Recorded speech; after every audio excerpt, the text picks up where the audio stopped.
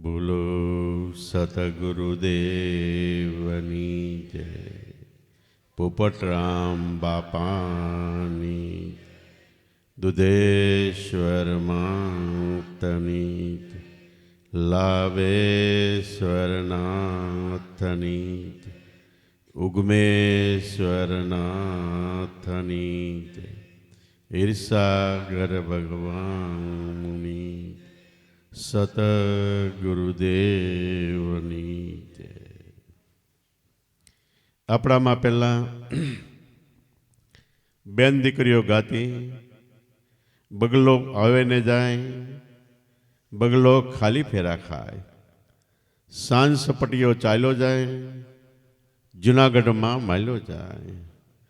બગલો આવે ને જાય એટલે આપણો જીવડો. આ જગતમાં 84માંથી મનુષ્ય અવતારમાં આવે, પાછો 84માં જાય છે.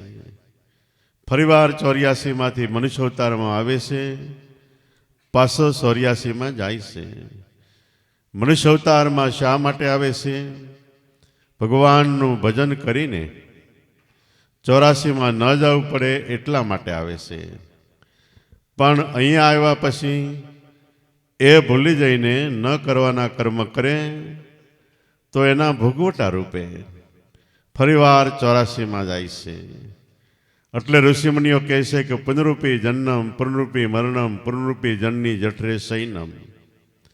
હર વખત જન્મવાનું, હર વખત મરવાનું, હર વખત ગર્ભવાસના ત્રિતાપ સહન કરવાના.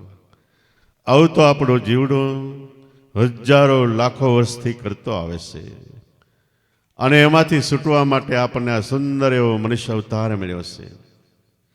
84માંથી છૂટવા માટે એક જ બારું મનુષ્ય અવતાર છે. જેમ એક આંધળો હતો અને એને શહેરમાં જવું હતું.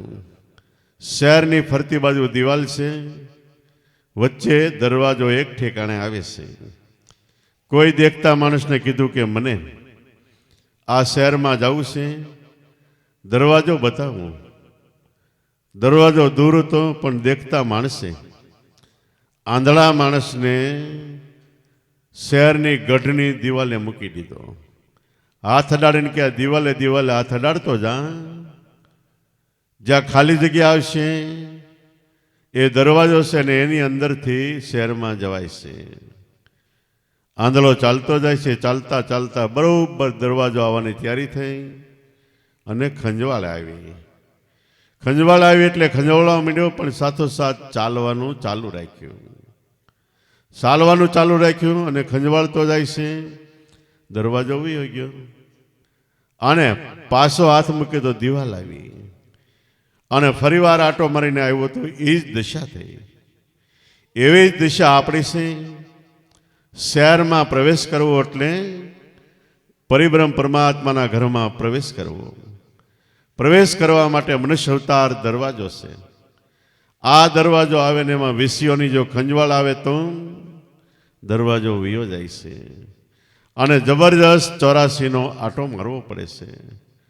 આવું ન થાય, આવું કરવું ન પડે એટલા માટે મનુષ્ય અવતારની અંદર ઉઠો, જાગો, ધ્યેય પ્રાપ્ત ન થાય ત્યાં સુધી મંડ્યા રહો.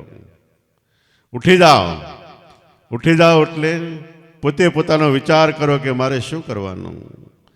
જાગી જાઓ. શું કરવાનું? તો ભજન કરવાનું. જાગી જાઓ તો ભજન કરવા માંડો. ધ્યેય પ્રાપ્ત ન થાય. ધ્યેય એટલે આપણે જ્યાં જવું છે એ પ્રાપ્તિ ન થાય ત્યાં સુધી રાત ને દિવસ એક ધારા મંડ્યા જ રહો, મંડ્યા જ રહો, મંડ્યા જ રહો. ભજન કર્યા જ કરો, કર્યા જ કરો, કર્યા જ કરો. એક દિવસ છેડો આવી જવાનો. એટલે મહાપુરુષો કે 8 પહોર ને રાત દિવસ તમે રટના રટી લો ઘડી ઘડી. એ મનવા તું જપી લે હરી હરી. સાચું નામ તમે સાહેબનું સમરો જે કીર્તા રહ્યા કાયા ઘડી. ગૌરીના નંદ તમે ગજાનંદ સમરો તો રીતિ સીધી સર્વે આગે ખડી. કોઈએ કીધું કે હરદમ હરદમ હરી સમર લે, ફેરીને નામની માળા મનાય લે, મળે ગુરુ મળે મતવાલા. તો એવી રીતે જો આપણે અંતરની ખરેખર જિજ્ઞાસા હોય, ખરેખરી પ્રેમ ભાવ હોય, શ્રદ્ધા હોય, વિશ્વાસ હોય અને એની સામે આપણો પુરુષાર્થ એટલે મહેનત હોય તો ભગવાન ક્યાંય ખોવાય નથી ગયા. જન્મ થયો તે પહેલા આપણા દેહ મંદિરમાં આવ્યા ત્યારે જ આપણે જીવતા થયા છે. અને આખી જિંદગી આપણા દેહ મંદિરમાં આપણી સાથે રહેશે તો ક્યાં રહેશે? આપણા પવન પ્રાણની અંદર શબ્દ બ્રહ્મ સ્વરૂપે છે. લાખો કરોડો શબ્દ બોલી છે, એમાં એક શબ્દ બ્રહ્મ એટલે પરમાત્માનું સ્વરૂપ છે. એ સ્વરૂપે 24 કલાક 8 પોર આખી જિંદગીની જન્માંતરો આપણી સાથે રહેશે. અને ભેળો રહીને કરે ગોકીરા, સાથે રહીને અંતરની અંદર ગોકીરા કરે, છતાં આપણને એની ખબર નથી. આ જ આપણી એક મોટી અજ્ઞાનતા છે. જો કોઈ તત્વેતા, બ્રહ્મનિષ્ઠ અને ક્ષત્રિય સદગુરુ મળે તો આ અજ્ઞાનતાને દૂર કરે છે. દૂર કરીને આપણો મોડ એટલે આપણું જોવાનું જગત તરફ છે, માયા તરફ છે, આપણા દેહ ભાવ તરફ છે, એને પાછું વાળીને આત્મજ્ઞાન તરફ આપણને અંદરમાં લઈ જાય છે. તો મનુષ્ય અવતાર સર્વોપરી અવતારમાં ભગવાન પરિબ્રહ્મ પરમાત્મા મળે છે. આ મોટામાં મોટી સિદ્ધિ છે ભગવાન મળે. એ સિદ્ધિ પ્રાપ્ત કરવા માટે કાયમ માટે ભજન, સત્સંગ, ધ્યાન, સ્મરણ કરો. આમાં જેટલું આળસ કર્યો તો છેલ્લે જીવને પસ્તાવાનો વારો આવે છે કે હું શું કરવા જગતમાં આવ્યો હતો અને હવે શું કરીને જાઉં છું. એમાં પસ્તાવાનો વારો ન આવે એટલા માટે ભજન કરો. અને જીવનમાં કેટલી ભૂલ ભૂલાવણીમાં આપણો જીવડો ભૂલો પડે છે. ન કરવાના કેટલાય કર્મ બાંધે છે, 84માં જવું પડે છે. ભૂલ ભૂલાવણીમાં ભૂલું ન પડે, કર્મ બાંધવા ન પડે એટલા માટે સત્સંગથી આપણને સાચી સમજણ આવે છે કે આપણે મનુષ્ય તરીકે સર્વોપરી છે. જગતમાં આખી દુનિયાની 84 લાખ જીવ સૃષ્ટિમાં મનુષ્ય અવતાર ઊંચામાં ઊંચો છે. અને આ મનુષ્ય અવતાર છે એ તરફ 84 લાખ અવતારના દરેક જીવડા મોઢું માંડીને બેઠા છે. આપણી પાસે કંઈક ને કંઈક અપેક્ષા કે આશા રાખે છે, ખાવા પીવાની રાખે છે, અને એને દુઃખ દર્દ એમાંથી મુક્ત થવાની રાખે છે, અને 84માંથી છૂટવા પણ આશા રાખે છે. આપણી પાસે એ આશા રાખે છે, અને આપણે ઉલટાના આશાના પાસમાં એટલે બંધનમાં બંધાઈએ છીએ. એ બંધનમાંથી છૂટવા માટે શ્રેષ્ઠ મનુષ્ય અવતારની અંદર ભજન છે. ભજન એટલે સામાન્ય રીતે આપણે ગાઈએ છીએ, વગાડીએ છીએ, સાંભળીએ છીએ. આ એક ભજન આપણી અંદર 8 પર 24 કલાક આપણા પ્રાણમાં, શ્વાસમાં જે ચાલી રહેલું ભજન છે એમાંથી પ્રગટ થયું છે. શ્વાસની અંદર પરિબ્રહ્મ પરમાત્મા એટલે મૂળ ભગવાન, જેને દેહ નથી, એમાંથી રામકૃષ્ણ રૂપે અવતારી પુરુષો ઉતરી આવે છે. એ ભજન મળ્યું અને એમાં ધ્યાન આપો, એમાંથી આ બધા ભજનો પ્રગટ થયા છે ઋષિ મુનિઓ, દેવી દેવતા અને સંતોના દ્વારા. અને એ ભજનની અંદર કેવળ તત્વ જ્ઞાન છે. તત્વ એટલે સાર રૂપ જ્ઞાન છે. અને એ જ્ઞાન ગ્રહણ કરવામાં આવે તો આપણને સાચો સાર જડી જાય કે ભગવાનને ગોતવા માટે મારે જગતમાં રખવાની જરૂર નથી. જે ભગવાન ઈશ્વર પુસ્તકમાં રામકૃષ્ણ રૂપે લખેલા છે, ફોટાની અંદર ચિતરેલા છે, મૂર્તિની અંદર ઘડેલા છે, એ જ ભગવાન સાક્ષાત રૂપે મારા દેહ મંદિરમાં મારો આત્મા છે. ટૂંકામાં ટૂંકો આ સરનામું છે. અને એ જ વાત મીરાબાઈ કે આત્માને ઓળખ્યા વગર કોઈ દિવસ કોઈના ભવના ફેરા નહીં મળે. બ્રહ્મણાને ભાંગ્યા વગર 184 નહીં મટે. તો સર્વશ્રેષ્ઠ મનુષ્ય અવતાર મળ્યો છે. આનો કાયમ માટે થોડો થોડો સદુપયોગ કરજો.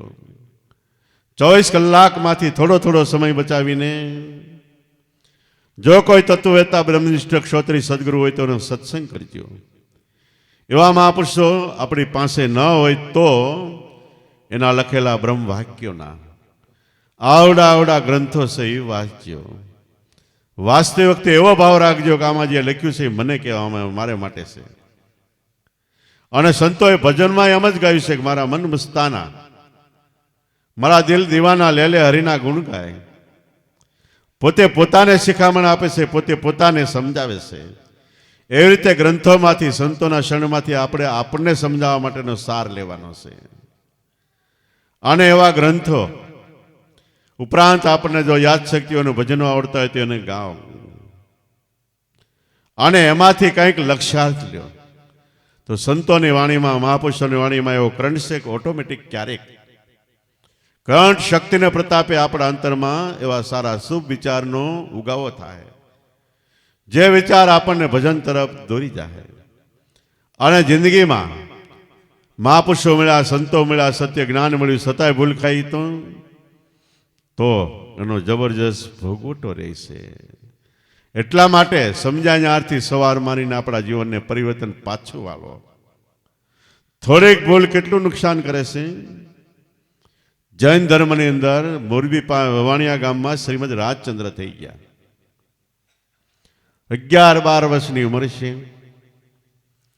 અને બાજુના ઘેરે એક મરણ થઈ ગયું. બધા રડવા માંડ્યા એટલે શ્રીમદ રાજચંદ્ર એના બાપને પૂછે કે બાપુજી, બાપુજી આ બાજુમાં રડે શું કામ? કે રડવાનો અવાજ એને નહોતો સાંભળ્યો. એને બાપુજીએ જવાબ ટાળવા માટે મહેનત કરી, પણ આને બાળ હઠ પકડી જવાબ જો હું કામ રડે કે એના ફલાણા દાદા આપણી બાજુમાં હતા, એ મરી ગયા. કે એટલે રોવે કે મરી ગયા એટલે હું? કે મરી ગયા એટલે સદાયને માટે આ દુનિયામાંથી ચાલ્યા ગયા. હવે કોઈ દિવસ મળશે નહીં, એનું મોઢું જોવા નહીં મળે. પણ એ ચાલ્યા ગયા એટલે ક્યાં ગયા? કે એના બાપા કહે તો મને નથી ખબર. કે તો કે હવે એને બાળી દેવામાં આવશે. એમ કરીને દાદા એ બાજુના ઘેરે ગયા અને શ્રીમદ રાજચંદ્ર દોડતો દોડતો દોડતો ગામની બહાર ગયો. શમશાનની પાસે એક ઝાડવું છે, ઝાડવાના 2 લાકડા ઉપર આમ સૂઈ ગયો કે બાળવા તો અહીંયા આવશે ને, શું થાય હું જોઉં છું. બધા ભેગા થયા, ડાઘો મયત લઈને શમશાને ગયા અને મયત ખુલ્લું કરીને લાકડાની સીતા ખડકી. આવડો એકી ટસે જોવે છે. 2 આંખની 1 આંખ થઈ ગઈ, દ્રષ્ટિ એક થઈ ગઈ. જેમ જેમ સીતા ખડકતા જાય છે એમ એમ આને એમ લાગે કે હું ખડકાતો જાઉં છું. એની ઉપર શાપ મૂક્યો. શ્રીમદ રાજચંદ્રને એમથી મને મૂક્યો. અગ્નિ મૂકી, અગ્નિ મૂકીને અગ્નિ ભડભડ ભડકવા મને. શ્રીમદ રાજચંદ્રને એમથી હું બળું છું. અગ્નિમાં મયત બળી ગયો એટલે આવડો બળી ગયો એવો પોતાને અનુભવ થયો. પોતાનો દેહ જ નથી.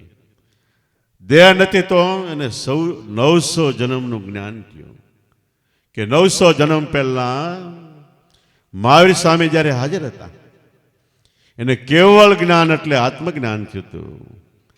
ત્યારે એનો પટ શિષ્ય હતો, એણે મને શબ્દ બ્રહ્મનો ઉપદેશ આપ્યો. જે ઉપદેશ લઈને સંતના સંત, મહાપુરુષો, દેવી દેવતા થતા આવે છે એ ઉપદેશ આપ્યો. સાથોસાથ શિખામણ આપી કે ઉપદેશની મર્યાદામાં આવી રીતે ગંગા સત્ય કીધું ને કે વચન વિવેકી જે નર નારી પાનબાઈને બ્રહ્માદિક લાગે પાય. વચન આપ્યા પછી વચનનો વિવેક શીખવાડ્યો. અને ભજન કરતા કરતા શ્રીમદ રાજચંદ્રની ગેરહાજરી થઈ એટલે આ મંડ્યો ભૂલ ખાવા. 1 થી 2 એવી ભૂલ ખાધી અને આનું જીવન પૂરું થયું. ભૂલના ભોગવટા રૂપે 900 જન્મ કાઢવા પડ્યા. પાછો જાગૃત થયો ત્યારે એમ થયું કે આટલી ભૂલમાં મારે 900 જન્મ, હવે આ જિંદગીમાં મારે ક્યારેય ભૂલ નથી ખાવી. ત્યાર પછી એના જીવનનું જબરજસ્ત પરિવર્તન થઈ ગયું. રાત ને દિવસ સદગુરુ મળ્યા.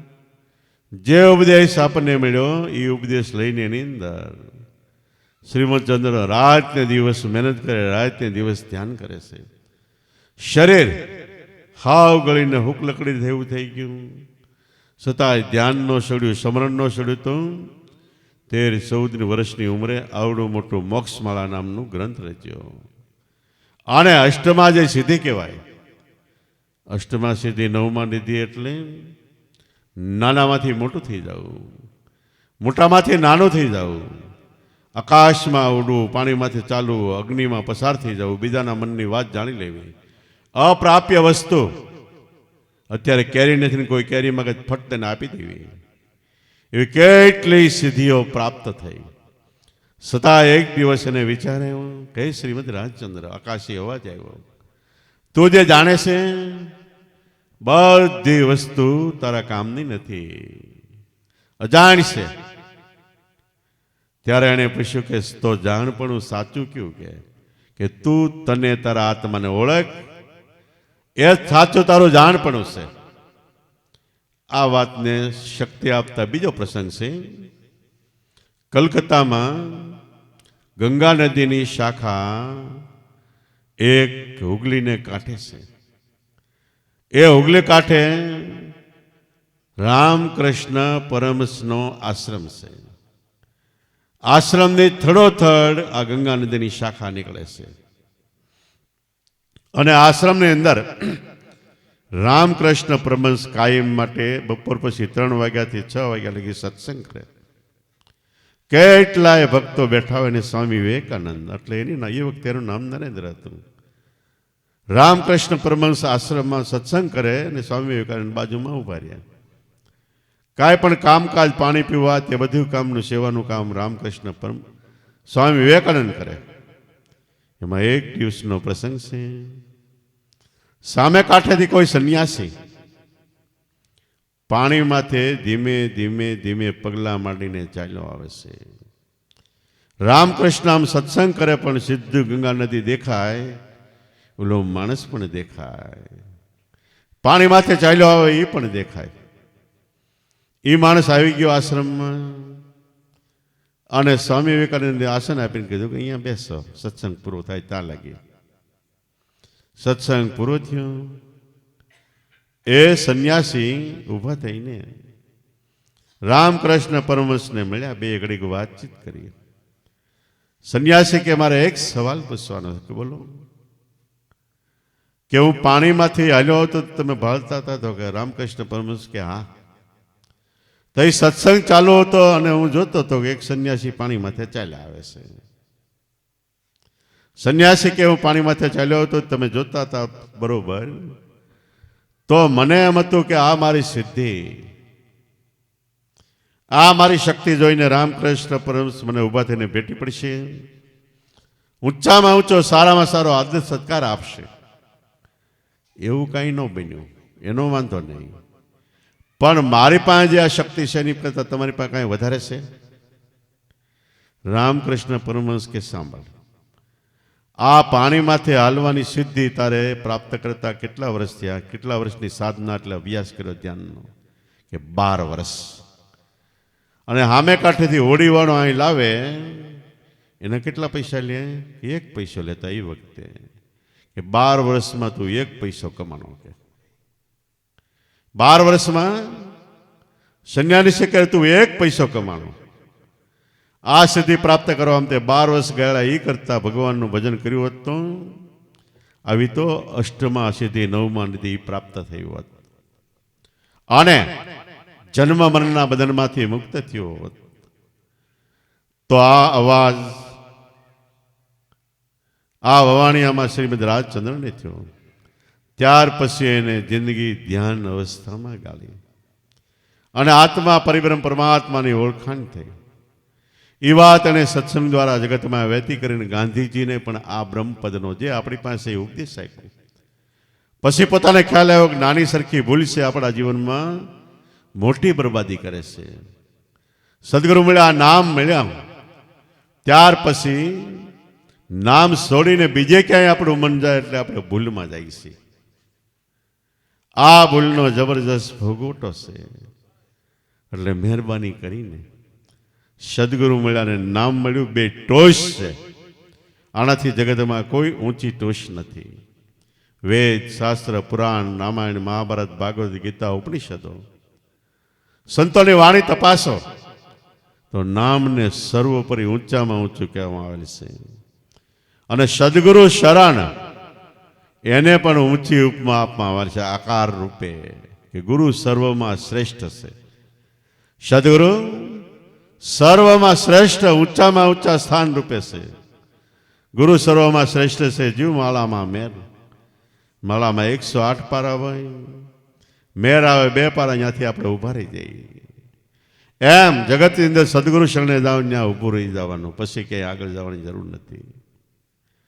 ચિત્તમાં જો સુખ સહાય તો જાજા ગુરુજીને ઘેર. ચિત્તમાં એટલે અંતરમાં શાંતિ સહાય. અંતર એટલે આપણું મન, બુદ્ધિ, ચિત્ત, અહંકાર.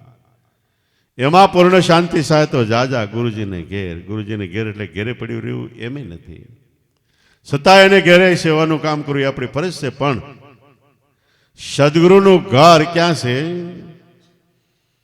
આપણા ચોથા મહાકાળ દેહમાં આપણો આત્મા એનું ઘર છે ને એમાં 24 કલાક રહે, ત્યાં આપણે જવાનું. દરેકને છેલ્લે ત્યાં જવાનું છે. ત્યાં જાવતી વિશ્રાંતિ, પૂર્ણ વિરામ. વાક્ય લખાતું જતું હોય, છેલ્લે મીંડું પડે એટલે પૂરું વાક્ય થઈ ગયું, પૂર્ણ વિરામ કહેવાય. અને આમ થાય એટલે અલ્પ વિરામ. હજી વાક્ય પૂરું નથી થયું, હજી આપણે આગળ વધવાનું છે. એમ સદગુરુ મળ્યા પછી જ્યાં સુધી તમને અહમ બ્રહ્માસ્મિ, હું બ્રહ્મ છું, આત્મા છું, આ પ્રગટ નો અનુભવ થયો ત્યાં લગી આપણે અલ્પ વિરામમાં સહી. પરિપૂર્ણ અનુભવ નથી. ગમે એટલી સિદ્ધિ કદાચ આવે, જગતમાં કોઈ વાહ વાહ કરે, પૂજા આવે, વાત કરતા આવડે, ગમે એવું આવડે, સારામાં સારી કળા આવે, પણ આપણે હજી અલ્પ વિરામ છે. તમારી મિલે તમને એમ થાય કે મારે હવે જન્મ મરણ નથી, 84ના બંધન નથી, આવન જાવન નથી, થવા મટવાનું પાડું નથી, કારણ કે હું શુદ્ધ ચેતન એટલે જીવતો જાગતો આત્મા છું. તે પૂર્ણ વિરામ છે. આપણું જબરજસ્ત વ્યાકરણ છે. ક ખ ગ એમ હોય, એમાં ક કા કી કુ એમ કરતા કરતા છેલ્લે ક ને 2 મીંડા આવે વાહે, અને કહ કહેવાય. તો કહ એટલે વિસર્ગ, વિસર્ગ એટલે પરિબ્રહ્મ પરમાત્મા. ક લખતા લખતા લખતા બારકડી થાય. એમ આપણે ભજન કરતા કરતા બારકડી એટલે 12 આંગળનો શ્વાસ થાય. છેલ્લે શ્વાસને છેડે ઉભા રહી જાય એટલે વિસર્ગ, પરિબ્રહ્મ પરમાત્મા છે.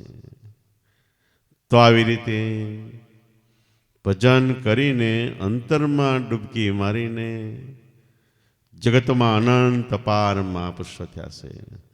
છતાંય ક્યારેક થોડીક ભૂલ થઈ હોય તો કેવું થાય છે?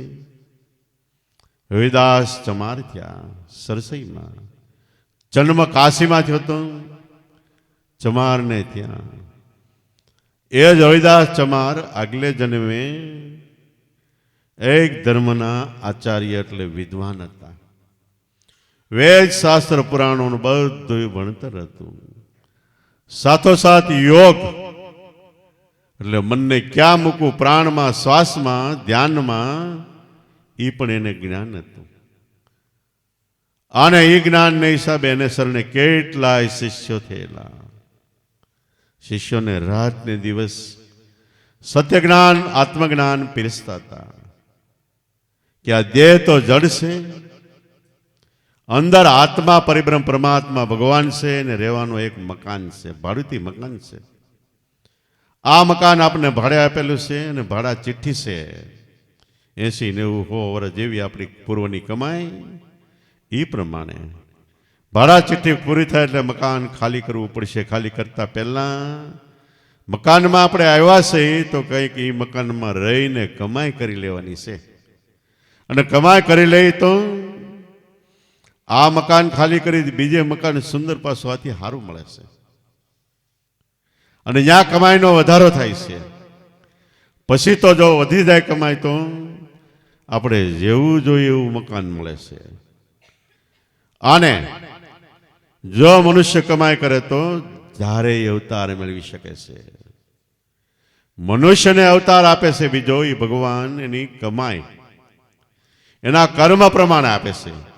અને ઢોર ઢાકર પશુ પક્ષી પ્રાણી માત્ર એનું જીવન પૂરું થાય તે ભગવાન એને પૂછે છે કે મનુષ્ય સિવાયનો તારે જે અવતાર જોઈએ માગી લઈ આપું. કે આપણને નથી પૂછતા. હું કામ? કે આપણને બધો ખ્યાલ છે ને એનો ઉપયોગ નથી કરતા એટલે. તો એવી રીતે આચાર્ય છે સમજાવે છે, પણ આચાર્યને થોડીક આભડસેટનો પડછાયો રહી ગયેલો. એકવાર ધોકતો તડકો છે. શિષ્યોએ ડોલી બનાવી છે. એમાં આચાર્યને બેસાડીને બે બાજુ એક એક વાણાના ખંભા લઈને ડોલીને ચાલ્યા જાય છે, લઈને બીજે ગામ જાય છે. વચ્ચે એકાદ વાગ્યો, પાણી તરસ લાગી. શિષ્યોને કહે, જલ્દી મને પાણી પાવ, જો વાર લાગશે તો મારો પ્રાણ વિયો જાય. શિષ્યો દોડ્યા પાણી ગોતવા માટે. ક્યાંય પાણી નહોતું. એક ઠેકાણે એક શિષ્ય ગયો, ત્યાં હરિજન લોકો કાકરી કાઢતા હતા ખાણમાંથી. ત્યાં પાણીનો ગળો ભર્યો, તેમાંથી એક લોટો આ એક શિષ્ય લઈ આવ્યો. લઈ આવીને ગુરુ મહારાજને આપ્યો. બહુ તરસ લાગી હતી, ચાવીને આખો લોટો પાણી પી ગયા. હાશ, હવે નિરાશ થઈ. પછી શિષ્યને પૂછ્યું કે આ રસ્તો મારો જાણીતો છે, કેટલી વખત હું નીકળ્યો, અહીં ક્યાંય પાણી નથી, તું પાણી ક્યાંથી લાવ્યો? શિષ્ય કીધું કે આ કાકરી કાઢે હરિજન લોકો ત્યાંથી. પ્રાણ પાણી વગર તમારો વહી જાય કરતા ગમે એનું પાણી પીવામાં હું માનતો, તે હરિજનનું પાણી લાવ્યો. એમ કરીને એને ધ્રાસકો પડ્યો. પાણી પીને પૂછે ઘર, એ પેલા નંબરનો ખર. એટલે એમાં એમનો પોતાનો પ્રાણ વહી ગયો. છેલ્લે આપણી સ્થિતિ કઈ છે કે આપણી અંદર બે આંખ, બે કાન, બે નાક, મોઢું, ગુદાનું ઉભરેશ્વર. એમાંથી ગમે ઇન્દ્રિય ઉપર આપણું મન એવો ઉતાર થાય છે. જ્યાં આશા રહી ગઈ ત્યાં વાસ થાય છે, ને સુરતા રહી ગઈ ત્યાં જન્મ ધરતા. છેલ્લો શ્વાસ નાભીએ બે, છેલ્લો જે વિચાર હોય એ પ્રમાણે અવતાર થાય છે. આનો વિચાર ક્યારે ગયો કે ચમારનું પાણી પાયું? સીધો જ કાશીમાં ચમારને ત્યાં અવતાર થયો.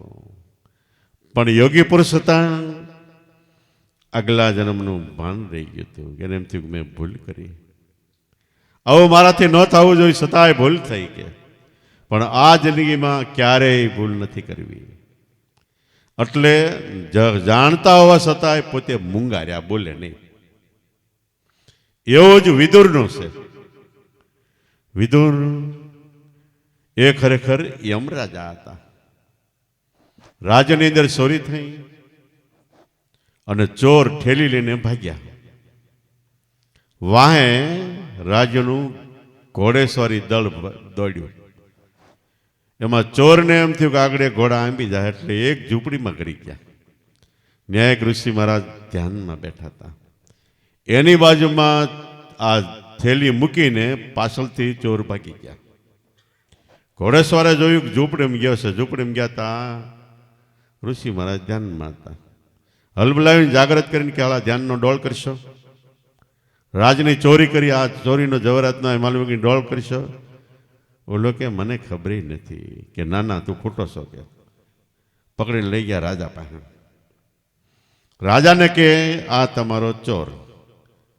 રાજા કે મારે મોઢું નથી જોવું, સૂળીએ ચડાવો. અને સૂળીનો હુકમ આપ્યો. સૂળીનો હુકમ આપ્યો, સૂળીએ ચડાયો. અને સૂળી ફરે છે પણ સૂળી અટતી નથી. અને આને સીધું ઋષિ મહારાજે ધર્મરાજાને કીધું કે મેં આ જિંદગીમાં કોઈ એવું કર્મ નથી કર્યું, કેટલાય જન્મથી નથી કર્યું, છતાંય મને સૂળીનો હુકમ શા માટે આપ્યો? તારા ન્યાયમાં ભૂલ છે. યમરાજાને કીધું. યમરાજા કે મારા ન્યાયમાં ભૂલ ન હોય. કે છે, બોલો હું? તો કે આજથી 50 જન્મ પહેલા તું વાડામાં રમતો હતો,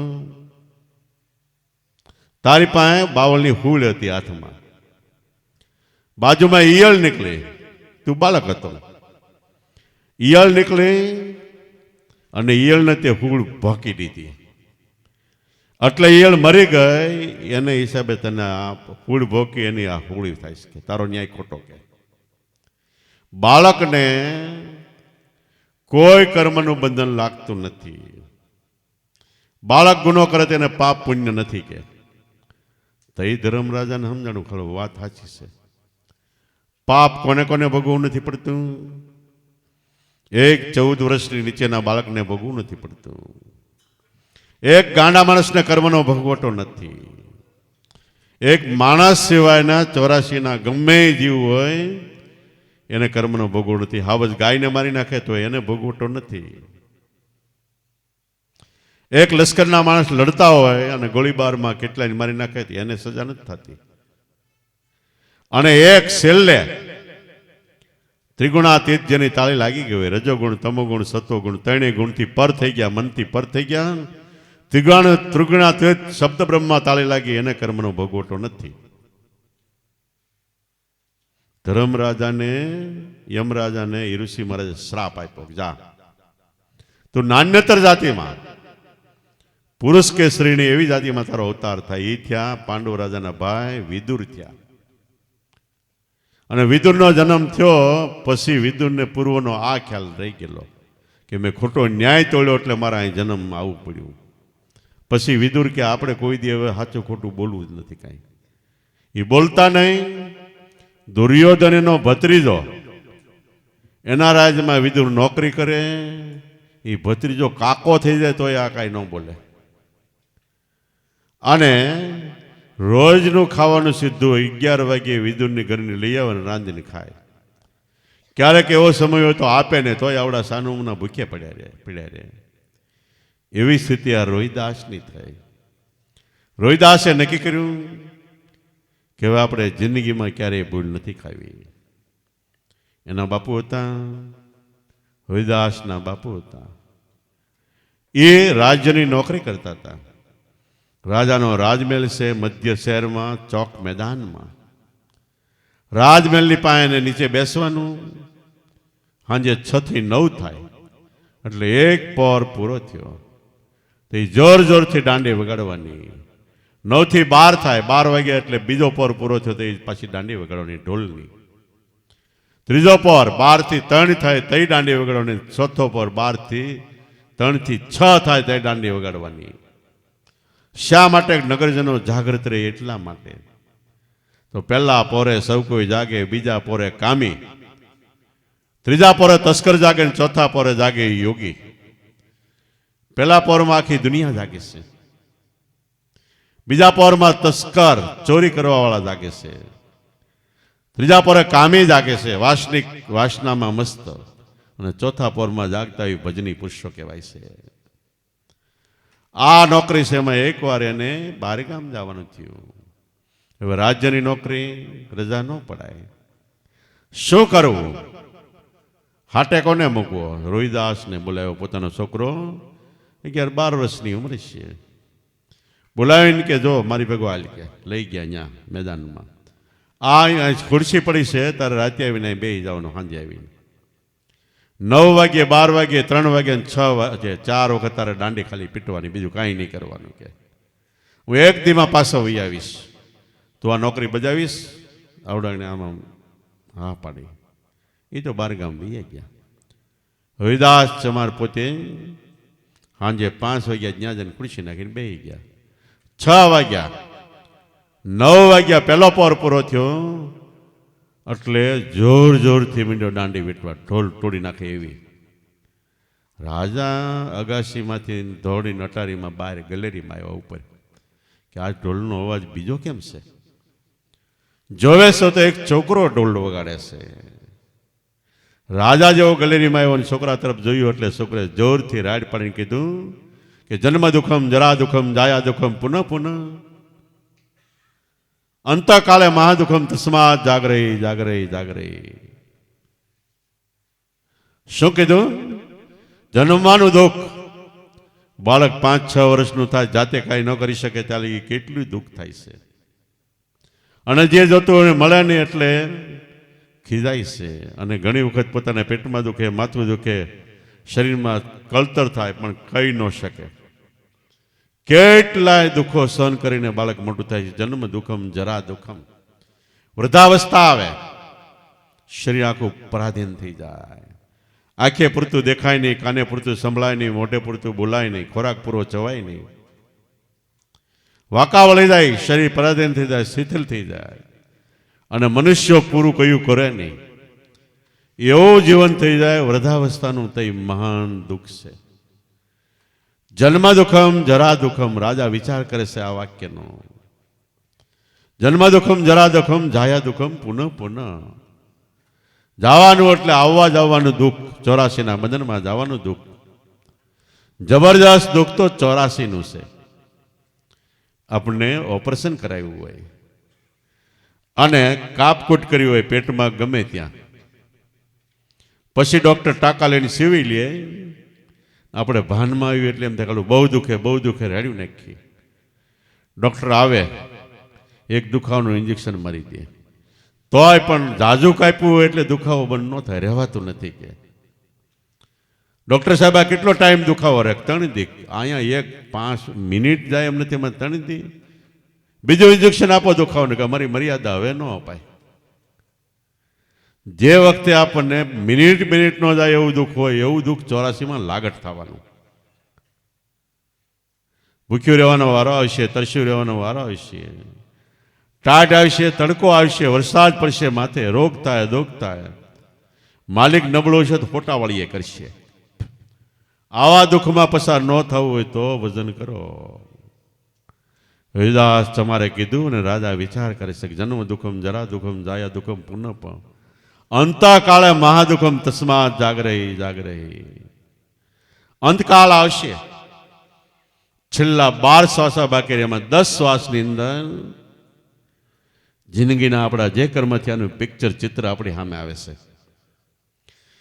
સારા કર્મ થયા એ દેખાય અને નબળા કર્મ દેખાય. જેમ ફિલ્મમાં હીરો ને હિરોઈન જન્મ અહીંયાથી મરે સુધીનું આખું 3 કલાકમાં પિક્ચર આવી જાય, ચિત્ર આવી જાય, એવું આપણું થઈ જાય. ભગવાન પડદા ઉપર આપણને બતાવે. નબળા કર્મ કર્યા હોય તો આપણો જીવડો બીવા માંડે કે હવે શું થાય? આગળ જમાવશે, પકડશે, મારશે, વેતણની જેમ લઈ જાય. ગરુડ પુરાણમાં લખ્યું કે જીવે નબળા કર્મ હોય તો વેતરણી નદીમાં લઈ જાય. વેતરણી નદી એટલે પાશ પરુની ગંધાય એવી માંસના કટકા હોય, માલિપા એવા ભયંકર જીવડા હોય, આપણા જીવને નાખે એટલે બટકા પડી જાય. એટલી બધી ઠંડી હોય કે સહન ન થાય. એવું કેટલું વર્ણન છે, એમાં નાખશે મારી શું દિશા થાય? ગરુડ પુરાણમાં લખ્યું છે. અને કે એમાંથી બ્રાહ્મણ વાસે કે છૂટવું હોય તો ગાયનું દાન કર્યું છે તો ગાય આવીને ઊભી રહે, અને આપણે પૂછડું પકડીએ એટલે સામે કાંઠે લઈ જાય, વેતણી પાર ઉતારી દે. હવે આપણે મરી જાય એટલે હળગાવી દે, પછી હાથ નો રહે પૂછડું કેમ પકડવું? પણ ખરેખર વેતણી નદી વિષયોનો પ્રવાસ છે. શબ્દ સ્પર્શ રૂપ રસ ને ગંધ 5 વિષયોની અંદર જીવડો ડૂબકી ડોળ રમે, એ વેતણી નદી છે. એમાં એ અપાર યાતના દુઃખો દર્દો થાય છે. ગૌ એટલે ભક્તિ. ભક્તિ કરી છે તો ભક્તિનું પૂછડું ગુરુગમ વચન, એ જો આપણે મનથી પકડાઈ ગયું છે તો વેતણી નદી 5 વિષયોના પ્રવાહમાંથી આપણે સામે કાંઠે નીકળી જવું. બાકી વાતમાં માલ નથી. ગમે એટલું દાન કરો, એનાથી કરેલા કર્મમાંથી છૂટાતું નથી. પુણ્ય કરી, આપણે પાપ કર્યું, 1 મણ પાપ કર્યું, આપણે એમ થાય 1 મણ પુણ્ય કરીએ એટલે 2 હરખું થઈ જાય ને. આમાં એમ નથી થતું. 1 મણ પાપ કર્યું એ ભોગવું પડે, અને રડી રડીને 1 મણ પુણ્ય કર્યું એ હસી હસીને ભોગવવું પડે. 2 ભોગવવા પડે. જમા ઉધાર આમાં નથી થતું. એટલે જીવડાની સામે કર્મનું પિક્ચર, ચિત્ર સામું આવે. ફરતી બાજુ માણસો ઉભા, એને એમ થાય કે આવડો નિરાયતે ટાટું શરીર થવા મળે તો આગળ વિયો જાય. પણ ઓલાનું શરીર ઠંડુ હોય, પણ રૂવાડે અગ્નિ બળતી હોય. જસલ કે છેલ્લે ત્રાંબા વર્ણો સૂરજ ઉગશે, તપશે બાળો બાળ. આપણે જોવાવાળાને શરીર એવું ને એવું લાગે, પણ એને ત્રાંબા વર્ણો આખો લાલ ચોળ શરીર થઈ ગયું એવું લાગે. તપશે બાળો બાળ, રૂવાડે અગ્નિ હોય એવો અનુભવ થાય. ધરતીના દોય પર દૃશ્ય શ્વાસ ને ઉશ્વાસ હળખેમ થાય. થોડુંક નાકમાં આપણી શ્વાસ નળીમાં કફ ભરાય એટલે મુંજારો થાય. આપણે કંઈ કદું ઇન્જેક્શન આપી દો, આ મુંજારો સહન નથી થતો, અને તઈ મુંજારો નહીં, અડધેથી શ્વાસ પાછો વળશે. તઈ કેટલો મુંજારો થાય. ધરતીના 2 પડ દૃશ્ય ને પૃથ્વી દેહરૂપી નગરીમાં હાહાકાર થઈ જાય.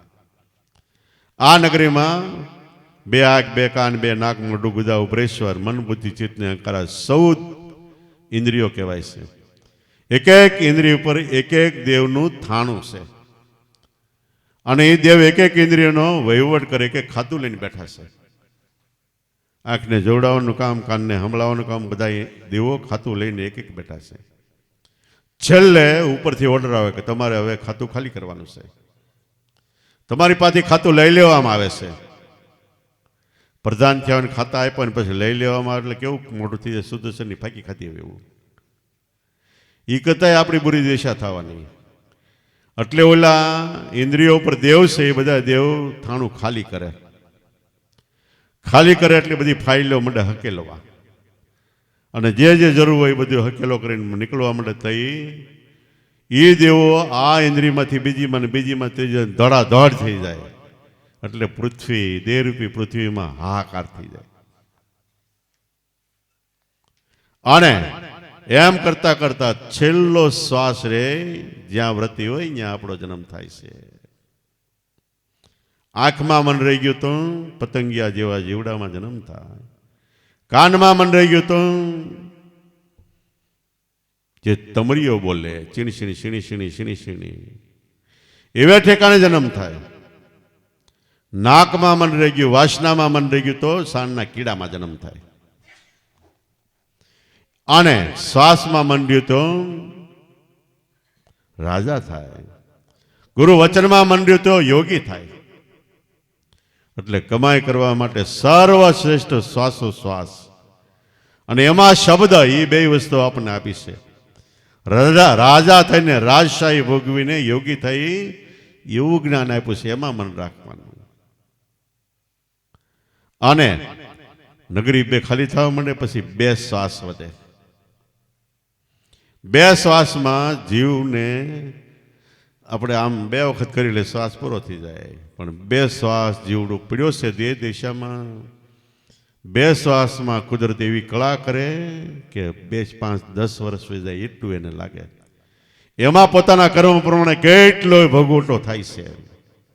અને 12 આંગળના 12 શ્વાસ પૂરા થાય એટલે ધડ દઈના દેહમાંથી અંધારું થઈ જાય. મૂર્ખ, તારું ઘર સમળગું જશે, તબડકો ધોળે દાડે થશે. આવી રીતે ન થવા દેવું હોય તો ભજન કરો. 84માં ન જવું હોય તો ભજન કરો.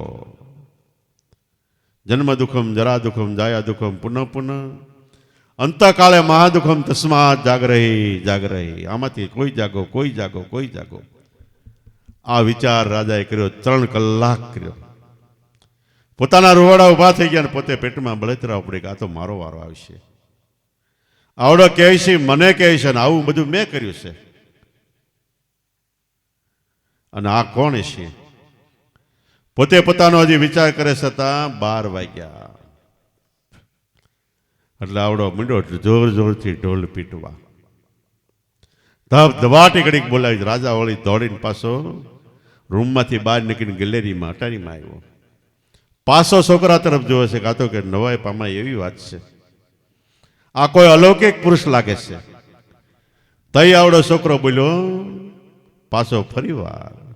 કામ ક્રોધ મોહ લોભમ દે તિષ્ઠંતિ તસ્કરાય જ્ઞાન રત્ન પ્રહારાયમ તસ્માત જાગરહી જાગરહી. કામ એટલે વિષય વાસના. ક્રોધ એટલે આપણું અંતરથી ભભૂકતું જીવન. બાધી તઈ આપણે કોકનું કે તું મને ઓળખશો? કાયમ ભેગા રહેતા હોય તો ઓળખતા જ હોય તોય કે ક્રોધ બધું ઉલવાડી દેશે. એકવાર હરખો ક્રોધ કરો એટલે 3-4 મિનિટનું આયુષ્ય ઘટી જાય છે. આપણા શ્વાસની ગતિ વધી જાય એટલે આયુષ્ય ઘટી જાય. ને આયુષ્ય શ્વાસ માથે છે, વર્ષ કે મહિના માથે નથી. આયુષ્ય ઘટે છે ને બુદ્ધિ, યાદ શક્તિ પણ ઘટે છે. અને જેની ઉપર ક્રોધ કરો એના કર્મ અમુક આપણી માથે આવે, આપણો ભોગવટો વધે છે. કામ વિષયોથી આપણું મૂંઢમતી બને છે. અને ભજનથી આપણું મન ચોરાઈને જગતના પ્રપંચોમાં જાય છે. કામ ક્રોધ મોહ લોભમ. મોહ કોને કહેવાય? આપણે બજારે નીકળી, સરસ બજાર હોય, બે બાજુ રોશની, દુકાનો, વિવિધ વસ્તુની ગોઠવણો, આઈટમો, બધું જોઈ આપણી સ્થિતિ નબળી હોય, આપણે લઈ ન શકીએ. પણ મનની અંદર એમ થાય કે આવું મારી ઘરે હોય કે હું લઉં તો કેવું સારું. આ બંધાઈ ગયો મોહ. ઘેરે જઈને પછી તમે ગમે કામ કરો પણ ઓલું પિક્ચર ચડે. ધ્યાનમાં બેહો તો એ રમકડા માંડે આવવા. આવી રીતે આપણો જીવ આખી જિંદગીમાં જેટલું જેટલું જોવે બધે મોહ પામે છે. અને બધું પિક્ચર ચિત્ર ઉતરે છે અને લખાય હોતન છે. એક જિંદગીનું નહીં, હજારો લાખો કરોડો જિંદગીની આપણી પાસે કેસેટ છે. એક એક જીવનો બ્રહ્માંડ ભરાય એવડો એવડો ચોપડો છે. દાદાશ્રી તો ક્યારેક ક્યારેક કહેતા કે જિંદગી જગતમાં 84 લાખ અવતારના જીવડાનો સરવાળો કરો તો અબજો ના અબજો થાય. ખાલી માનવ વસ્તી 8-9 અબજ છે. અને એમાં છેલ્લે વિચાર કર્યો તો જેટલી જીવ સૃષ્ટિ છે બધાની અરે એકવાર આપણે ઓળખાણ થઈ ગઈ, ટચ થઈ ગયા, મળ્યા હશે. આટલા ટાઈમથી આપણે રખડતા આવી છીએ. કાંઈ જેવો તેવો રખડપાટ નથી. અને જ્યાં સુધી જીવ બ્રહ્મની એકતા નહીં થાય ત્યાં સુધી આ રખડપાટ ચાલુ રહેવાનો. દાદાશ્રી તો કહેતા કે 1440 યુગ વહી ગયા. 4 યુગ જાય એટલે 184 થાય, તો 1440 યુગમાં 310 84 વહી ગઈ, 360 84. કેવડું જબરજસ્ત આપણે ગુમાવી દીધું ભગવાનના વચન વગર. અને બીજી રીતે કામ ક્રોધ મોહ લોભમ દેહ તિષ્ઠંતિ તસ્કરાય. દેહમાં બધા ચોર રહેલા છે. તસ્કર એટલે ચોર રહેલા છે. જેવી આપણે ધ્યાનની, સ્મરણની, ભજનની કમાઈ કરીએ એટલે એ લઈ જાય છે. એક મહાપુરુષ થઈ ગયા, સુફી સંત. એણે એમ કીધું કે અમે સનંદને હાક પાડી હતી મોટા અવાજોથી. સનમને એટલે પરિબ્રહ્મ પરમાત્માને, પિયોને, સનમને અમે હાક પાડી હતી મોટા અવાજોથી. પણ વચ્ચે કોઈ એવા જાલિમ દુશ્મન હતા, એ અમારા અવાજને લૂંટી લેતા હતા. અમારો અવાજ ભગવાનના ઘર સુધી જવા નહોતા દેતા. તો બધાય ભગવાનને આરાધ કરે છે, હાક પાડે છે, કોઈ રામ, કોઈ કૃષ્ણ, કોઈ દેવી દેવતાના નામથી. પણ આવડા કામ ક્રોધ મોહ લોભ એ બધા જાલિમ દુશ્મનો છે, આપણા અવાજને પકડી લે છે, આમ આગળ નથી જવા દેતા. તો આ કામ ક્રોધ મોહ લોભ એ જેટલું સ્મરણ જ્ઞાન કરો એ કમાઈને લૂંટી લે છે. કામ ક્રોધ મોહ લોભમ દે તિષ્ઠંતિ તસ્કરાય.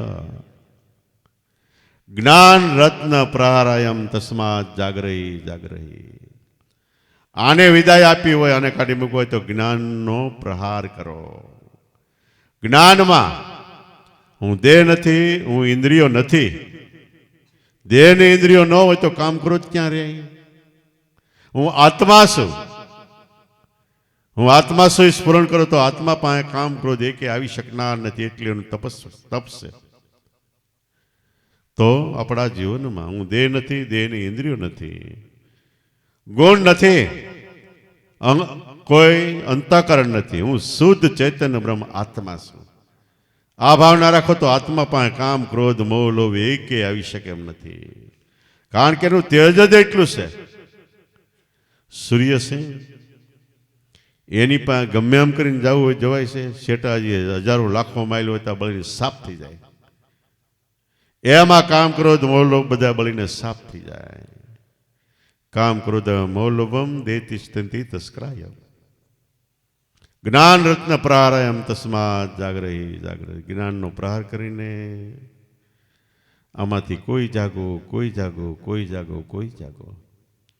રાજાએ 3 કલાક વિચાર કર્યો અને પોતાના શરીર ઉપર ભાવ ઉડવા માંડ્યો. મારે હવે આત્મા સ્વરૂપને પહેચાનવું છે, ઓળખવું છે. અને આ કોણ છે? એ બીજો પોર ને ત્રીજો પોર ચાલુ થયો હતા. એને ફરી વાત ત્રીજે પર ઉપાડ્યો. ઐશ્વર્યમ શંકાસમ યોનમ કુસુમ આયુષ્ય ક્ષણિકમ તસ્માત જાગરહી જાગરહી. ઐશ્વર્ય આપણે યુવાન છીએ, સારું કમાતા હોય, સારી મિલકત હોય, વાડી ઘોડી બાગ બગીચા હોય, તો આપણને પાવર નો પાર રહે. બજારમાં લઈ જાય તો બજાર હાંકડી પડે. પણ આ ઐશ્વર્ય કાયમ રહેવાનું નથી. ફૂલેલું કમળ છે, એક દિવસ બીડાઈ જવાનું છે. જો એની અંદર ભમરો રહ્યો તો ભમરો મૂંઝાને મરી જવાનો છે. એમ આપણું ઐશ્વર્ય છે, એની અંદર મનરૂપી ભમરો રહી ગયો તો આ ઐશ્વર્ય એક દિવસ મરણ વખતે બીડાઈ જાય છે અને મન મૂંઝાઈને મરે છે. ઐશ્વર્ય સ્વપ્ન સમાન છે. સપન આવે રાત્રે, આપણે 5 લાખની લોટરી લાગે, સવારે જગ્યા પછી એક પૈસો બેંકમાં મૂકવા જવું પડે, કંઈ ન હોય. સપનું મિથ્યા છે. સપનામાં કોકની હારે મારામારી કરીને હાથ પગ ભાંગી જાય, સવારે કઈ દવાખાને થોડું જવું પડે.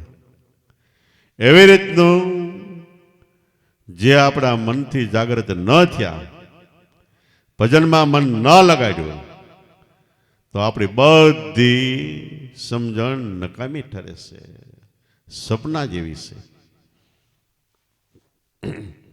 જનક રાજાને સપનું આવ્યું, સુતા છે, સપનું આવ્યું.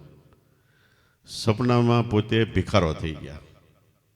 હાથમાં ફૂટલ ગોળો અડધો ભાગ વાળ્યો ને ઠીબડી, એ ઠીબડી લઈને ભિક્ષા માગે છે. 3-4 ઘેરે ભિક્ષા માગી તા ખીચડી કાશી મળી, એટલે સુખાને મગ મળ્યા. બહુ ભૂખ લાગી એને એમ થયું મંગાલો માંડીને અગ્નિ ચાલુ કરીને ખીચડી પકવીને પછી ખાવ. ઈટું પાણી લઈને મંગાલો માંડ્યો, તાપ કર્યો, પાણી નાખ્યું, ખીચડી કરી ચાલુ. બરોબર સળી રહેવા આવીને તા 2 આખલા એટલે ખૂટ્યા. બાજતા બધા પડ્યા, એની માથે ભાંગી તૂટી ગયા. તાવડાને રાડ બોલી ગઈ. રાડ બોલી ગઈ, જાગી ગયો. જાગી ગયો તો દાસ દાસીઓ 2 બાજુ ચમર ટળે છે. ખડી ખમ્મા રાજા મહારાજાની, સોને કી સળી રૂપે કી મિશાલ. સળી પુકારે છે. તો આવડા જનકને એમ થયું કે હું આગળ હું ભિખારો હતો અને અટાને રાજા સ્વામાંથી સાચું હું કચેરી પરી. બધા એને ભરાઈને બોલે કે જો હું પૂછવાનો જવાબ દેવાનો છું, નો જવાબ દેવો ને હું જેલમાં કરી દઈ ગયા. પોતે રાજા એટલે સપનું આવ્યું એમ વાત ન કરી, પણ એમ પૂછે કે આ સાચું કે તે સાચું. સપનું આવ્યું સાચું કે અત્યારે હું રાજા છું એ સાચું, બેમાંથી સાચું કયો? એટલે ઓલાને તો કઈ વાત સાંભળ્યા વગર તો ખબર ન પડે, તોય ટૂંકું કે બ્રહ્મ સત્ય જગત મિથ્યા ગલજો જન્મ. કેટલાયને પૂરી દીધા. એમાં એક અષ્ટાવક્ર નામનો છોકરો હતો. અષ્ટાવક્ર એટલે 8 અંગ વાંકા. આમ હાલે એટલે 3 અંગો 8 વખત થાય તે ડગલું માંડી ગયા, એટલે એનું નામ અષ્ટવક્ર, એટલે 8 અંગ વાંકા. એ શેરીમાં છોકરા રમતો હતો. રમવામાં છોકરાને દા દીધો, પછી પોતાને દા લેવાનો વારો એટલે છોકરા કે અમે દા નહીં દઈ કે. એટલે અષ્ટાવક્રે કેમ કે તમારે દા દેવો જ પડે ને, મેં દીધો તમારે ન દેવો પડે દા મને હામો. એ કે નહીં દે. કેમ? તો કે તું ન બાપ્યો, તારા બાપ નથી કે. તો આવડો દોડતો એની મા પાસે ગયો, મામા મારા બાપ નથી કે છે ને. એ કેમ કોઈ દી આપણી ઘર નથી આવતા કે એને આપણા રાજાએ જેલમાં નાખ્યા છે. હું કામ? તો કે સવાલ હતો, એની જવાબ વાળીનો શીખ્યા તારા બાપા એટલે જેલમાં નાખી. હું જાઉં કે? એ કે તારી જેવા કેટલા વહી ગયા, તું છોકરો હું જવાબદાર ના જાવ કે.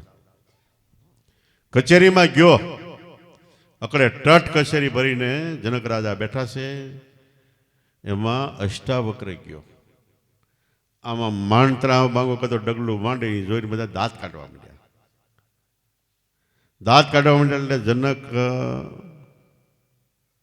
અષ્ટાવક્ર જનકને કે આ બધા ચમાર, એની તે સભા હું ભેગી કરીશ કે. ચમાર એટલે ચામડું જોઈને દાંત કાઢે, ચામડું જોઈને ખુશ થાય, કાળું ધોળું, એ બધા ચમાર છે, ચમાડિયા. આની સભા તે હું ભરીશ કે. આ તારો કોઈ એકે સવાલનો જવાબ નહીં આપીએ કે. તો રાજા તો કાળો મસ્ત થઈ ગયો. એ કે સવાલનો જવાબ કોણ આપીએ કે? હવે તને આવ્યું છે એક સપનું, તો રાજો થઈને કહેતો નથી એટલે બધા અટવાણા છે ને કે. સપનામાં તું ભિખારો હતો ને અત્યારે રાજા છો. અત્યારે રાજા છો એ સપનું છે ને, ભિખારો થઈ ગયો એ સપનું છે કે. સપનું તને આવ્યું સપનામાં એ 3 મિનિટનું સપનું. રાજા છો, ભિખારો છો એ 50-60 વર્ષનું સપનું, મરી જાય તો એ સપનું જ છે. હારા કર્મ ન થયા તો ભોગવવા પડશે. અને ઘડીક ઝાપટ્યો કમાઈનો એટલે જનક તો પગમાં પડી ગયો. એ કે તમે અલૌકિક મૂર્તિ છો ને તમે મને ઉપદેશ આપો. ઉપદેશ આપવાનું કીધું એટલે અષ્ટાવગર કે ઉપદેશ આપવામાં તન મન ધનથી શરણે થવું પડે. કે તન મન બધું ધન બધું મને આપી દેવું પડે. કે આપ્યું? શું આપ્યું? કે તો કે રાજ આપી દો. જનક કે અષ્ટાવગર કે રાજ તારા બાપનું છે? કે તું રાજ હોટો જન્મો તો? કે રાજ તારું નથી. તો કે રાજની સંપત્તિ આપી દો. સંપત્તિ હોતી તારી છે? કે ધીમે ધીમે કે આ દેહ આપી દો. દેહ તારા મા બાપનો છે, તારો દેહ નથી. કે એમ કહેતા કહેતા બધું કીધું. બધું જનકે કીધું એ બધું અષ્ટાવગરે ઉડાડી દીધું. આમાં તારું કાંઈ નથી. કે તારું હોય મને આપ. કે પછી જનક કહે છે, હે ગુરુ મહારાજ ક્યાં દઉં ક્યાં દિલાવું, સબ કુછ है तेरा, शीश काट कर तेरा शरणे में धरूं तो तेरा ने तेरा. કે શું દઉં, ક્યાં દઉં ક્યાં દિલાવું, સબ કુછ है तेरा. આપણે જીવન જીવો, ખાઈ પીવો, ટેસ્ટ આનંદથી રહ્યો, પણ કોઈ ઠેકાણે મનને બાંધો નહીં. આ મારું છે એમ નહીં, તો બંધન થઈ જવાનું. પરિબ્રહ્મ પરમાત્માનું છે. સબ કુછ है तेरा, शीश काट कर तेरे शरणे में धरूं, માથું કાપીને તારા શરણમાં મૂકું તો સબ કુછ है तेरा ને તેરા, બધું તારું જ છે. તો કે તમારું છે સ્વરૂપ આત્મા, એ મારો આત્મા છે. જનક કે મારો આત્મા છે, તમારો આત્મા છે. તઈ અષ્ટાવગર કે સાવાશ. આત્મા 8 અબજ મનુષ્યોની વસ્તી, પણ 8 અબજ આત્મા નથી. આત્મા તો એક છે. પાણી કેટલું છે? 7 સમંદર કહેવાય, પણ 7 કાંઈ પાણી નથી, સળંગ છે. આ તો જે દેશ પાસે સમંદર છે એનું દેશનું સમંદરનું નામ આપ્યું. બાકી દુનિયામાં તો પાણી એક છે. લાકડી મારો ને પાણી બે જુદા પડે, પછી બે જુદા છે એમને પાછા ભેગા થઈ જાય. એવી રીતે પરિબ્રહ્મ પરમાત્મા આત્મા ભગવાન એક છે. હવા એક છે, સૂરજ એક છે, ચંદ્ર એક છે, આત્મા એક છે, તો ભગવાનનો બધાનો એક જ છે. આ તો તને ઐશ્વર્ય છે એ શંકાશમ છે, ક્યારે મટી જાય કાંઈ ખબર ન પડે. એટલે કબીર સાહેબ કે કાલી ડંકા દઈ રહ્યો, ક્યાં બુઢા ક્યાં જુવાના, કયા કબીર સુનોભાઈ સાધુ સોળ સલો અભિમાના, જાગર કથા નહીં કીર્તન સંત નહીં મીજમાના, તાગર જમણા દેરાદીના, સાંજ પડે શમશાના. કાલી ડંકા દઈ રહ્યો, કાલ 24 કલાક માથે જમી રહ્યો છે. કાળો ઉંદર ને ધોળો ઉંદર બે આયુષ રૂપી દોરીને આપણે રાત ને દિવસ કાપી જાય છે. એક દિવસ દોરી ખલાસ થવાની, અને ખલાસ થવાની નક્કી છે. પણ એની પહેલા તમે તમારો વિચાર કરો કે મન વિચારીને અંતરમાં જોઈ જુઓ ગુરુ વચનમાં, તો આમાં માલ ન આવે માપમાં. દેખો દુનિયા આયુષ્ય લઈ જાવે એક સોનાના સંતાપમાં. આખી દુનિયા એક સપનાના સુખમાં ભૂલી પડે છે. જેટલું આપણે સુખ જાગ્યા વગરનું સુખ માણી છે, ગુરુ વચનમાં બધું સપનાના જેવું સુખ છે. અને ગુરુ વચનમાં જાગી ગયા તો સપનું મટી ગયું. આમાંથી કોઈ જાગો જો યવન ફૂલેલી કળીના જેવું છે.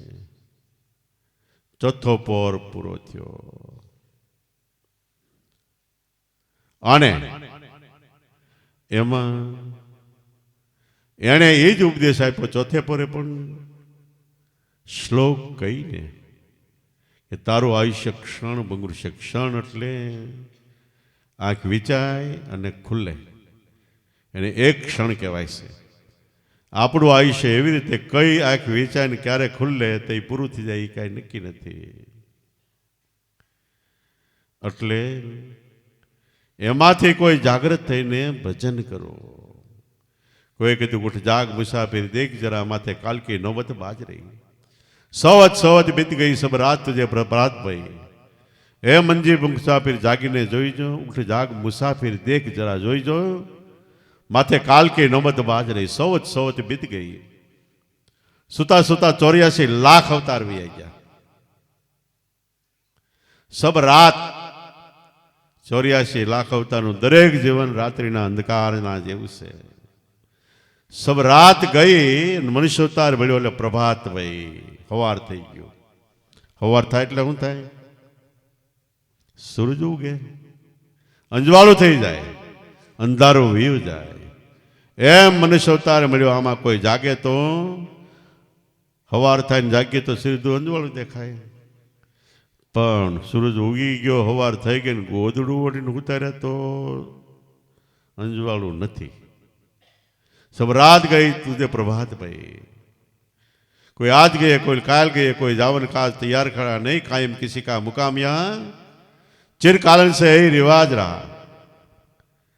કોઈ આજ ગયા, કોઈ કાલ ગયા. આપણે જોઈએ એમ કેટલાય આજ ગયા, કેટલા કાલ ગયા. કોઈ જાવન કાજ તૈયાર ખડા, કોઈ જવા માટે લાઈનમાં ઉભા છે. આપણા પૂંજારામ બાપા કહેતા છોકરાઓ દાદા ચલાઈ ગયા, મારા બાપુજીના બાપુજી વહી ગયા. ડોસા ચલાઈ ગયા, મારા બાપુજી વહી ગયા. કે મેં બી જવાનાર, હું જવાનો છું. પાછળ રહ્યા પોંબડા નાના નાના બાળકો, એ પણ ભરીને બેઠા છે ભાર. એની માથે મરણનો ભાર છે. જન્મ એનું મરણ નિશ્ચિંત છે. આવે જાય છે, થાય છે, મટે છે, ઉગે છે, આત્મે છે. આ કુદરતનો સિદ્ધાંત છે. આ મૃત્યુલોકમાં જન્મે છે એક વાર જરૂર મળે છે. આમાં રામકૃષ્ણ જેવા અવતારી પુરુષોના દેહ નથી રહેતો, આપણો છે નો રે. પણ જે દેહમાં કમાઈ થાય એ દેહની કાયમ માટે બલિહારી છે. तो कोई आज गया, कोई काल गया, कोई जावन काज तैयार खड़ा नहीं, कायम किसी का मुकाम यहाँ चिरकालन से यही रिवाज रहा. बोले इस देश में चोर बकोर गणे, निज माल की राख संभाल सदा. बहुत होशियार लुटाया गया, नहीं साबित किसी की इलाज रही. इस देह में चोर बकोर गणे. चोर કેટલાય છે. કામ ક્રોધ મોહ લોભ એ આપણે ભજનની કમાઈ કરીને જાતા હોય એની વિષમાં પડે એટલે એ બધી ઠેલી લઈ જાય, આસકી જાય છે. આપણને હાવ કમાઈ વગરના બનાવી દે છે. કામ ક્રોધ મોહ લોભ છળ કપટ બધા ચોર છે. इस देश में चोर पकोर करेंगे, निज माल की राख सदा. निज એટલે તારો પોતાનો માલ, એની સંભાળ રાખ સદા. बहुत હોશિયાર લૂંટાઈ ગયા. શાસ્ત્રોમાં કેટલાયના દાખલાઓ છે. ઋષિ મુનિઓ લૂંટાઈ ગયા. એકલ શૃંગી મહાન ઋષિ તત્વવશી વેદ ભણેલ, છેલ્લે ડસકે સુરતા સુકતા હરણીને પેટ પડેલ. છેલ્લે થોડોક ફેર પડી ગયો તો હરણીને પેટે જન્મ લેવો પડ્યો. આશ્રમમાં એક ઝીણકું એવું હરણીનું બસ્સું આવ્યું. ઋષિ માને થયું, અરે આનું કોણ? મૂકી દીધું. ખવડાવવા માંડ્યા ફ્રૂટ ને ફળ ને જે કાંઈ ખાતું હોય એ બધું. અને રાતને દિવસ એની સંભાળ રાખે. એમાં ઋષિને જવાનો વારો આવ્યો. એને જવાનો વારો આવ્યો. એ ઋષિ તાલે ખબર તો પડી, પણ તા વિચાર આવ્યો કે આ હું વયો જાય ને પછી આ હરણીનું બચ્ચું આવે છે એને જંગલી જનાવરો ફાડી ખાય, એનું કોણ? એનો જ આ વિચાર કરે. શ્વાસ પૂરો થઈ ગયો, મન રહી ગયું હરણીના બચ્ચામાં, તો હરણીને ઘેરે જન્મ લેવો પડ્યો. એકલ શૃંગી મહાન ઋષિ તત્વવશી વેદ ભણેલ, છેલ્લે ડસકે સુરતા સુકતા હરણીને પેટ પડેલ. કેટલાયની એવી સુરતાઓ સુકાઈ ગઈ તો જન્મ મરણના બંધનમાં ચક્કરમાં ગોથા ખાવા પડ્યા છે. તો કોઈએ ગાયું જોજો છેલ્લા ડસકાનો ખેલ, એને જીતવો બહુ મુશ્કેલ. કોઈ ગાયું છે હોતું. તો એવી રીતે આ રાજા વિચાર કરે છે કે હું રાજા છું અને કર્મના બંધનમાં હું ફસાઈ ગયો છું. કે હવે દેહ છૂટશેથી મારી સી વલે થાય, મારું શું થાય? ઓલો તો દાંડી ફીટીને ઉઈ ગયો. આ પોતે વિચારમાં ગરકાવ થઈ ગયો, હવાર થઈ ગયો. માલિપા તડફડાટ ઉપડી ગયો કે હવે શું કરવું, કેમ કરવું? તા એના રાજાના અનુચરો એની પાસે આવ્યા, સળી પોકારવા માંડ્યા કે સળી પોકારવાનું બંધ કરી દો, મારે ખોટી વખાણમાં ફૂલાઈ જવું નથી, ખોટા વખાણમાં ફૂલાવું નથી. મને અત્યારે બાબામાં રાખ્યો, આમાંથી ગાભા નીકળી જાય. કે ભરી કચેરી. અને ઓલો જે પહેલા રોજ દાંડી પીટવા આવતો બાપો એને બોલાવ્યો. એ કે આને ખબર પડી ગઈ કે કાંઈક મારે છોકરે ભૂલ કરી છે, મૂંગો બેરો છે. એટલે દોડતો દોડતો બાપુ બાપુ બાપુ કે મારો છોકરો આવ્યો તો એની કાંઈ ભૂલ હોય તો માફ કરજો, એ બેરો ને મૂંગો છે. એ તારો છોકરો બેરો મૂંગો નથી, એના મોઢામાંથી 4 વેદની ધારા વહે છે.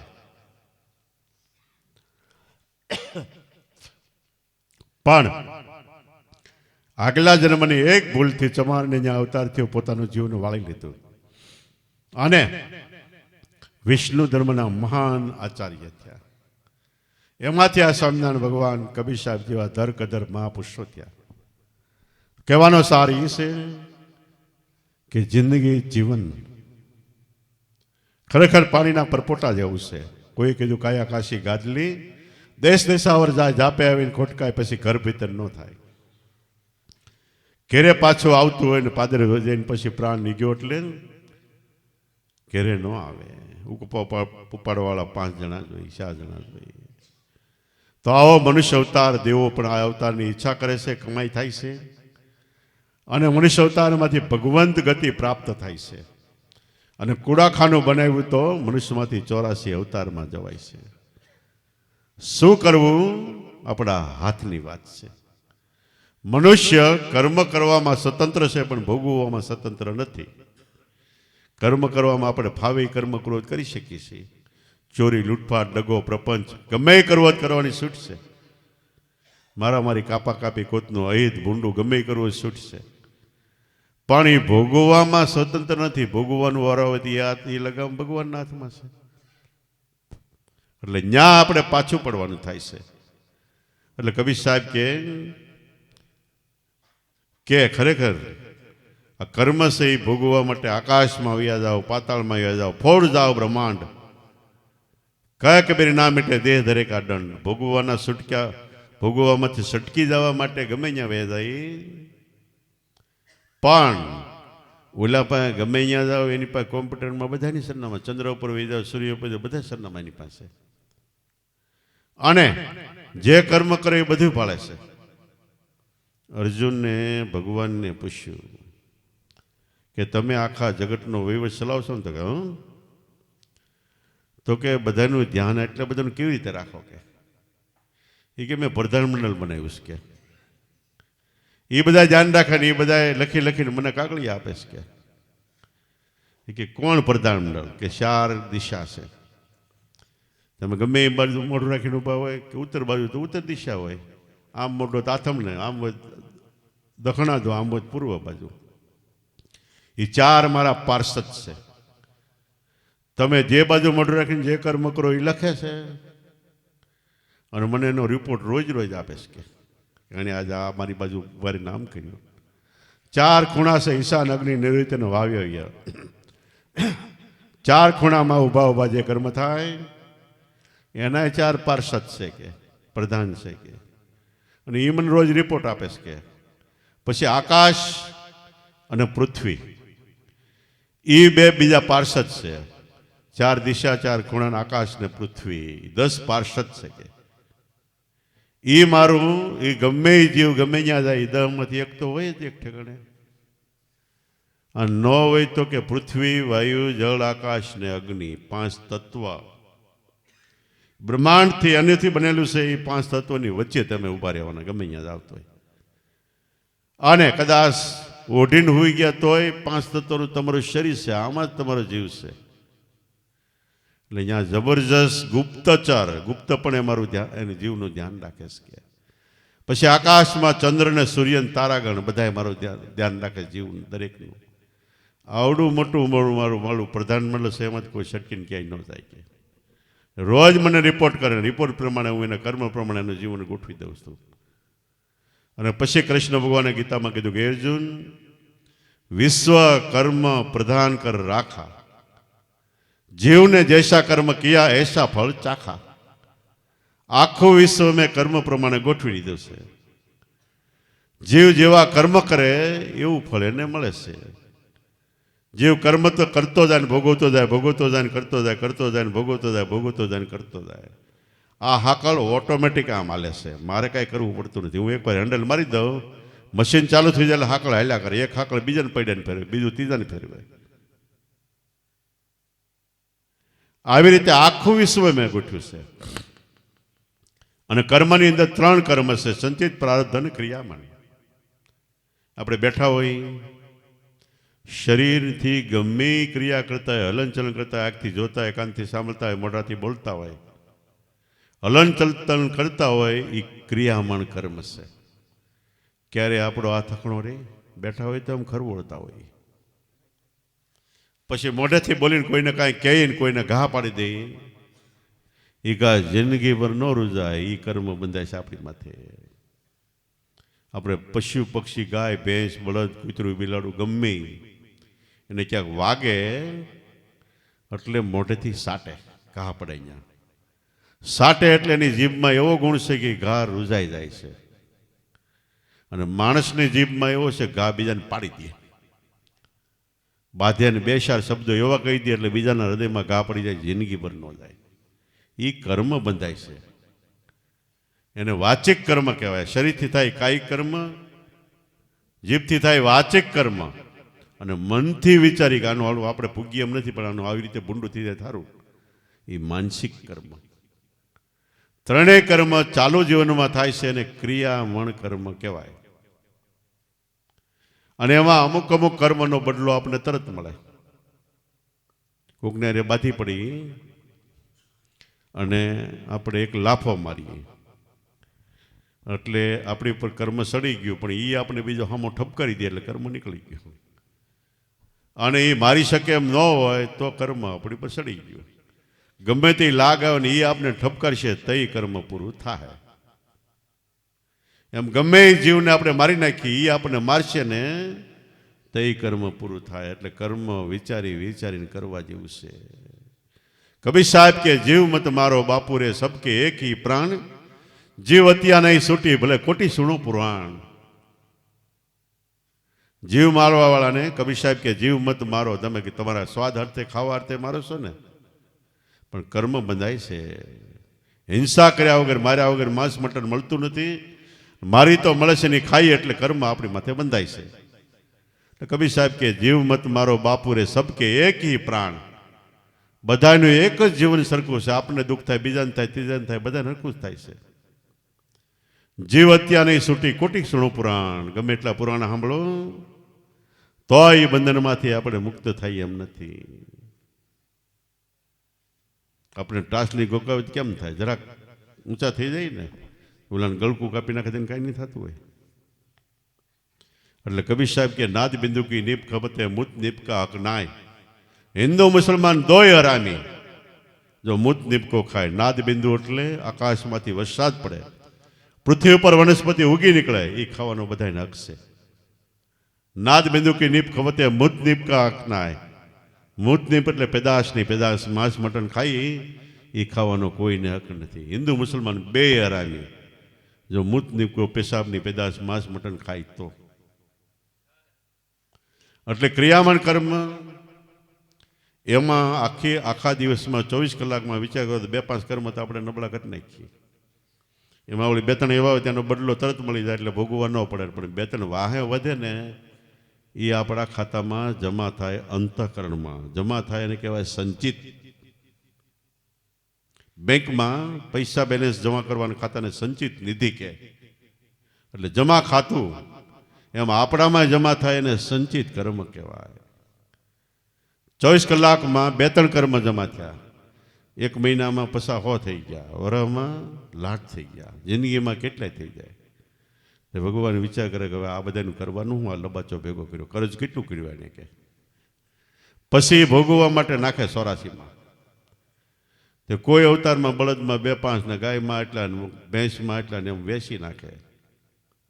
એ 84 લાખ અવતારમાં મનુષ્ય જન્મમાં 100 વર્ષના આયુષ્માં ખાવા પીવા માટે, હરવા ફરવા માટે, મોજ શોખ માટે, મોટાની પાઘડી પહેરવા માટે, વાહ વાહ કરાવવા માટે કર્મ કરે 100 વર્ષ ભોગવવાના 4 યુગ, 84 લાખ અવતાર. અને 1 43 લાખ અને 20,000 વર્ષે પૂરી થાય.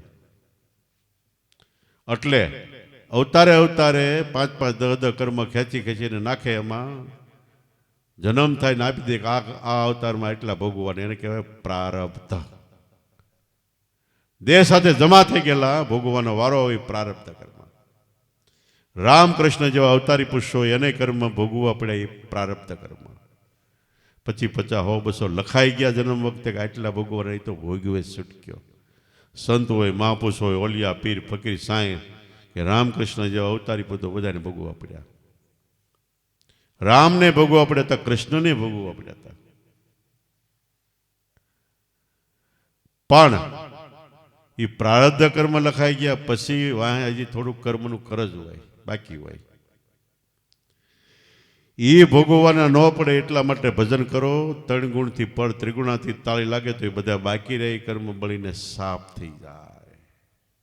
જેસલના સાફ થઈ ગયા, વાલિયા લૂંટારા સાફ થઈ ગયા, પિંગલા નામની વેશ્યાના સાફ થઈ ગયા, ગજ ગુણિકા અજામલ કેટલાયના કર્મ સાફ થઈ ગયા. એટલે ક્રિયામાં સંચિત અને પ્રારબ્ધ 3 કર્મ છે. અને જેની ત્રિગુણાતીત તાળી લાગી ગઈ, એટલે દેહથી પર, ઇન્દ્રિયોથી પર જેનું જીવન થઈ ગયું, એને કર્મનું બંધન નથી. કર્મ ક્યાં પહોંચે કે આપણું શરીર દેખાય એટલે સુધી, એની અંદર મન, બુદ્ધિ, ચિત્ત, અહંકાર છે એટલે સુધી કર્મ પહોંચે. તમે ધ્યાન કરો શ્વાસોશ્વાસનું, ત્રીજો દેહ છે, અહીંયા કર્મ પહોંચતા નથી. એમાં વ્યાજ આવું કર્મ નથી. મહાપુરુષોને કર્મ ભોગવવાનો વારો આવે ત્યારે એ ત્રીજા દેહમાં વ્યા જાય. શરીરને ભોગવાય પણ એને દુઃખ થાય જ નહીં ત્રીજા દેહમાં.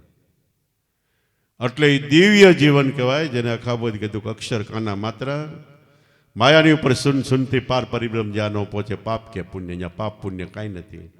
એના વાંચનારા કોક વિરલા, કોક જવેલા સદગુરુ કાગળ લખે. આપણને કાગળ લખીને આપ્યો છે ને એ વાંચો, નામનું સ્મરણ કરો, એટલે કાગળ વાંચ્યો તો કર્મ ભોગવટું નથી. તો આવી રીતે મહાપુરુષો જે કહી ગયા છે એ ગાંજા ફૂકીને કહી ગયા, ગમે એમ કહી ગયા એમ નથી. અંતરમાં અનુભવ કરી કરીને વાણીઓ લખી છે. એકાદી વાણી અંતરમાં ઉતરી જાય તો બેડો પાર થઈ જાય. નકરું ગાવું વગાડવું એટલું નથી. બાપા તો અમને વારે વારે કહેતા, ગાય ગાય ને ગાય તો ખડ ખાય પણ આપ થાય. ગાય પોતાનું મોઢું પોતાને આશ્રય લંબાવી દે એવી ગાય હજારોમાં કોક થાય. એમ કલાકારો, વિદ્વાનો ગાય ગાય ગાય પછી તો ખડ ખાય છે. પણ કોક કોક ગાય એનો વિચાર કરે, એ ગાય આપ થાય, જેને કામધેનું ગાય કહેવાય. તો ખરેખર આપણને મનુષ્ય અવતારનો સુંદર યોગ મળ્યો. એમાં મહાપુરુષો મળ્યા, એની કૃપા દ્રષ્ટિ કરીને નામ મળ્યું. હવે નામમાં આપણું મન મળી જાય એટલું કામ થાય એટલે આપણું જીવન ધન્ય અને બેડો પાડશે. બોલો સતગુરુદેવની, પોપટરામ બાપાની, દુધેશ્વર માતની, લાવેશ્વર નાથની, ઉગમેશ્વર નાથની, ઈર્ષાગર સતગુરુદેવની.